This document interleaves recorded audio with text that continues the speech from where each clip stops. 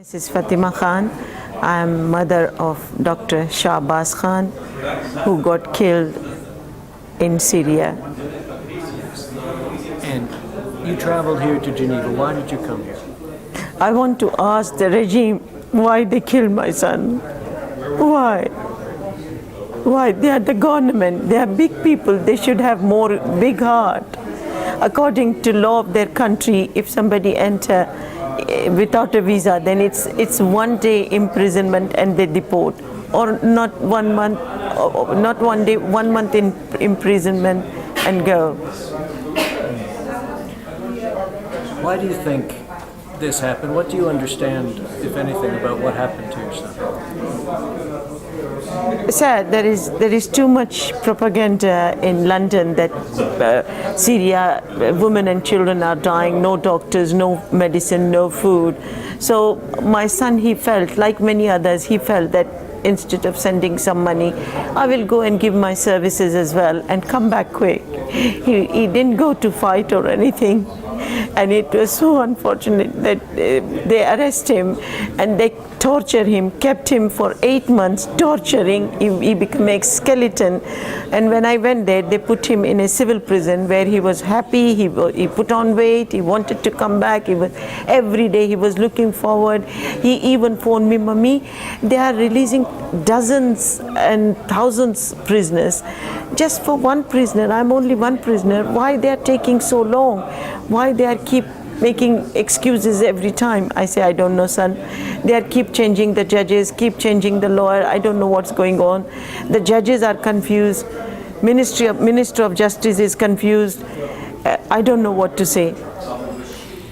And what was the last thing you said to him? When did you speak with him last? I spoke to him he wrote a letter to me on 12th of December, and on 11th he phoned me and he said, "Mummy, I received your honey roasted peanuts and chocolate and a letter, and I'm replying to the letter, and I'll give it to the policeman who Abu Hussein, who every day who used to take chocolates and honey roasted peanuts. I used to pay him $30 every time. Yes, $30 every day he was making. I don't care. I said, my son is here. I will give him as much he wants. And 2:30, when he is coming back from Adra prison, he used to give me letter. He gave me a letter, and everything was okay.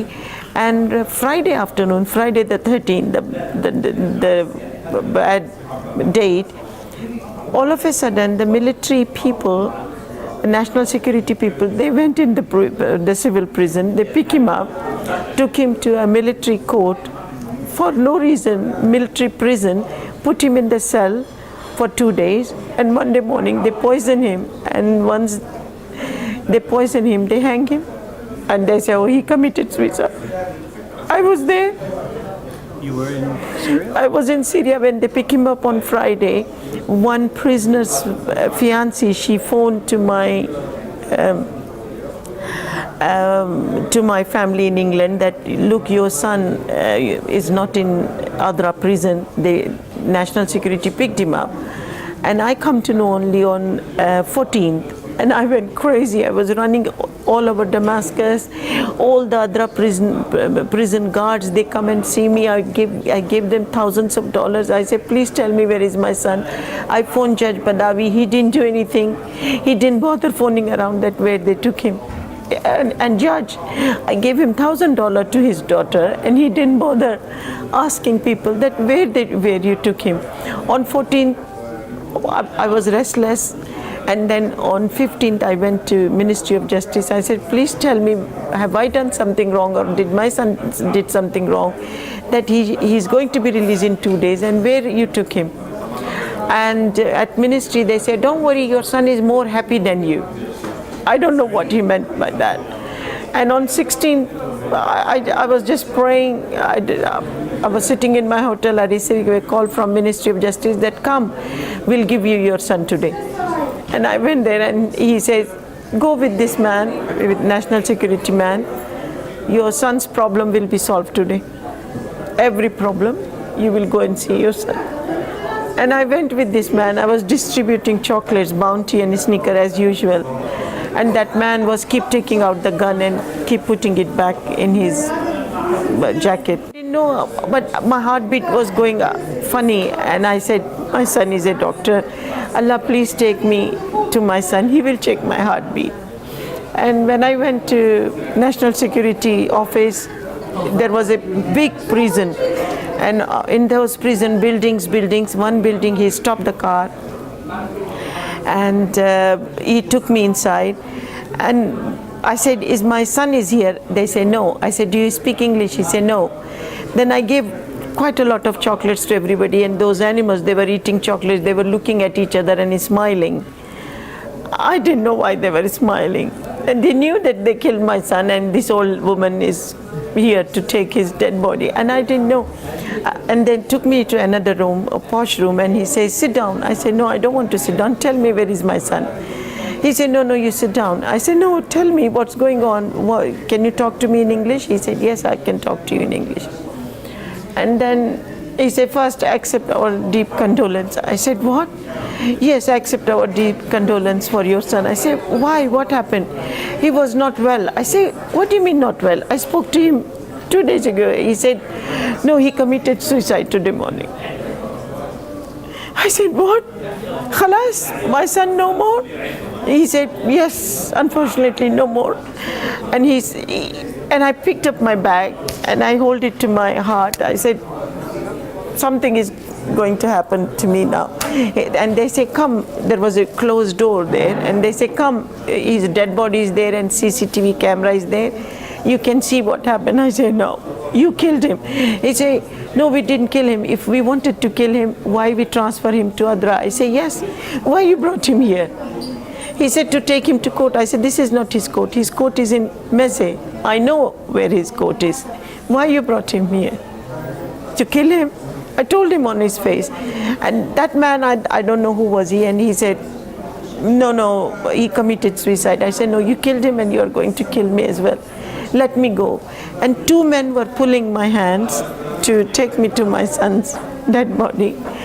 And 3 were standing and laughing that look what is happening. Then I walk outside, I switch on the phone. They took all my bag and check everything from my bag. And I turned on the phone and I told my other son, I said, they killed your brother.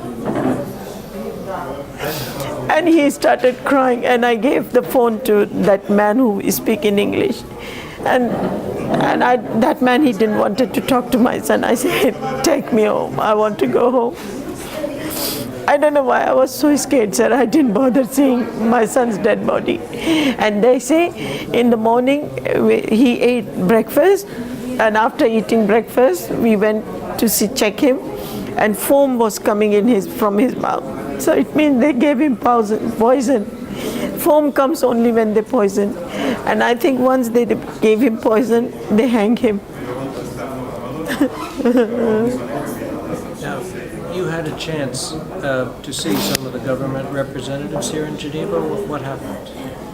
No, they say he entered Syria without a visa. I say, sir, yes, everybody is coming. And he was a humanitarian aid worker. So he said, no, he came to Syria, so it's a killing offense. They are not denying. They are not denying. Did you speak to any of the Syrian government people today, Ms. Buthina or someone? I saw Dr. Busina Shaban, but just she avoided me. And I met her in Damascus regarding my son's release, and I met her. 10 minutes, she spoke to me very well. And she gave me every assurity that I'll see what I can do. And I will talk to George Galloway as well. I hand over George Galloway letter to her, and she said, I will phone George Galloway. Do you believe your son was killed because he was helping Syrians that were on the rebel side? Sir, it was only unfortunate that he was found at the rebel area, but he wasn't helping rebels. No, he was my son. I know him. He has nothing to do with the conflict. What will you try to do for the rest of your stay here? I want to raise my voice that why they kill my son. This is not the way. And if they have no sense of judgment to judge who is a humanitarian aid worker and who is a killer, who is a fighter and who is a lifesaver, then they should not be in power. Please, they should not be in power. Please, I beg rest of the world to help save Syrians. 80% Damascus people, they hate regime, but they don't want to say anything because they are scared. They can't breathe. Well, thank you very much. I'm sorry to make you go through that again. No problem.